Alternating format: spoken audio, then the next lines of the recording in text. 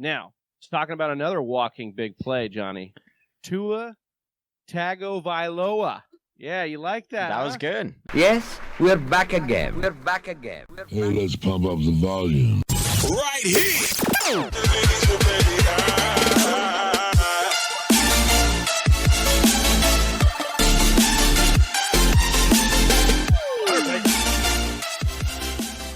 If you're listening or watching the show, we appreciate you.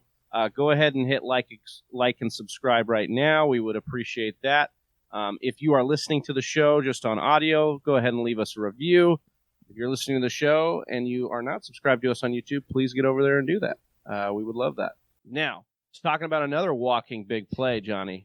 Tua Tagovailoa. Yeah, you like that? That was good. That was very, very good.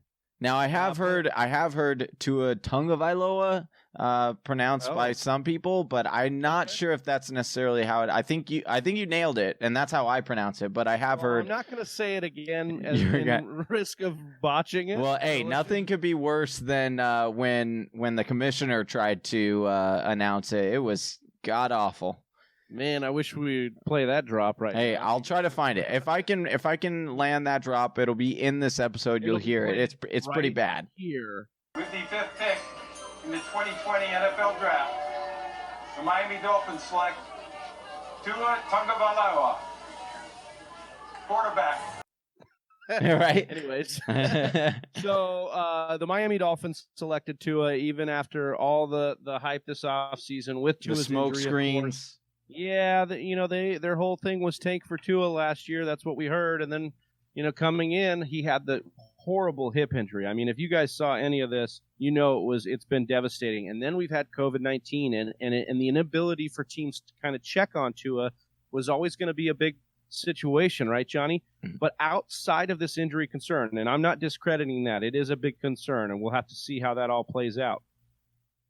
But outside of that injury concern, Johnny, there's not a lot of tape that shows Tua's bad at all.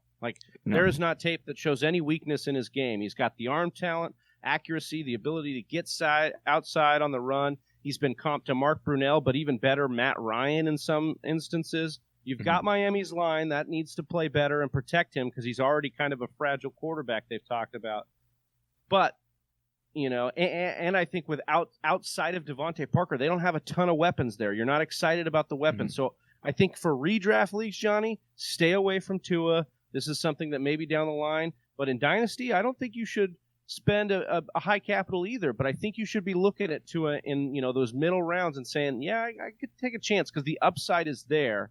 And I think, my takeaway from the tape really for Tua was he's got great comfortability and anticipation in the pocket. He seems to throw with good poise and command. He knows where his receiver is going to be, and he's confident in putting that ball there. So really excited about Tua as a player. Fantasy, you might want to pump the brakes a little bit.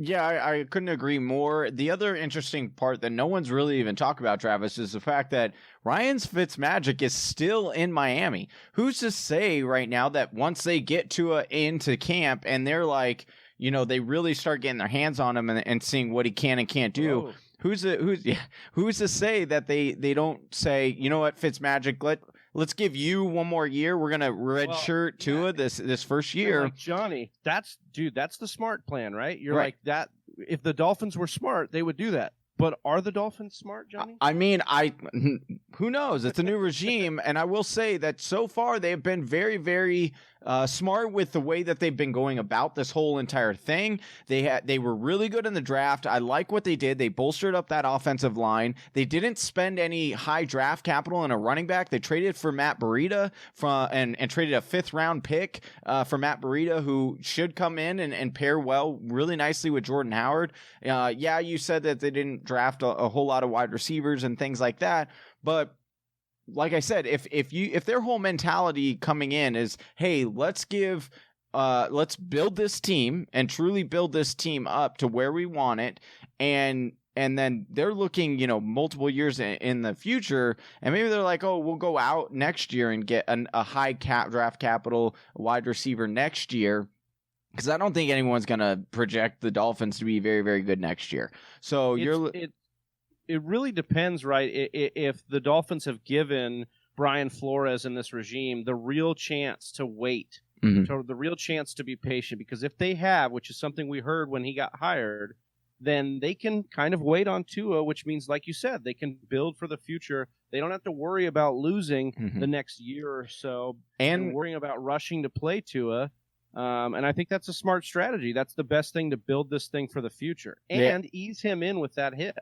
Not only that, but I mean, the wide receiver core isn't necessarily as bad as we might think, right? Let's remember Preston Williams. Preston Williams was looking really, really good before he got hurt. And then you had, of course, Devontae Parker really pop off. So, there are some pieces there. So the future is looking a lot better, certainly, than it did last year in Miami, but there's still ways to go. So I would be pumping the brakes a little bit on Miami and my expectations there. Thank you for listening to the Fantasy Whisperers podcast. You can hear more from John and Travis on Google Play, SoundCloud, and iTunes. You can also follow us on Instagram, Facebook, and Twitter at TF Whisperers.